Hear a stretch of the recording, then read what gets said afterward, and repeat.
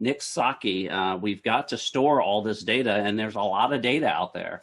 Tell us how Pure Storage fits into this. The joy of this panel is having the opportunity to talk about the end-to-end life cycle of data from the point of the patient all the way back to the infrastructure, and then how that data can be leveraged to improve clinician practice, patient outcomes, and of course, medical and follow-on research to support addressing everything from longstanding chronic healthcare issues all the way to current crisis, pandemic, epidemic management and tracking.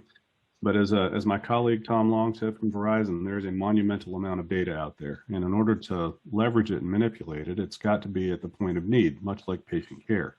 Data has to be processed throughout its life cycle. And what we build, of course, are the tools for manipulating that across the full spectrum of patient-centered and health-based outcomes and practices.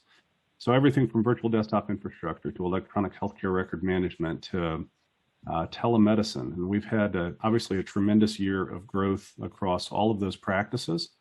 But what we're seeing is really, I wouldn't say revolutionary, but tremendous acceleration in the ability to take current data and make inferences and evaluations and assessments of everything from, obviously the flow and expansion and then subsequent treatment and changes in the COVID pandemic population to a tremendous increase in the amount of telemedicine services that have been delivered all across the nation within the federal government, state and local governments, and of course, private practices, which has fundamentally transformed the availability of healthcare to remote and underserved populations as well.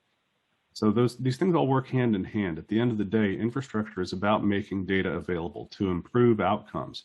And we've been very proud to partner with government and private industry across the healthcare space in order to be able to make that happen. And we've seen just tremendous change, rapid change in the quality and effectiveness of the care and the speed to insight across the country.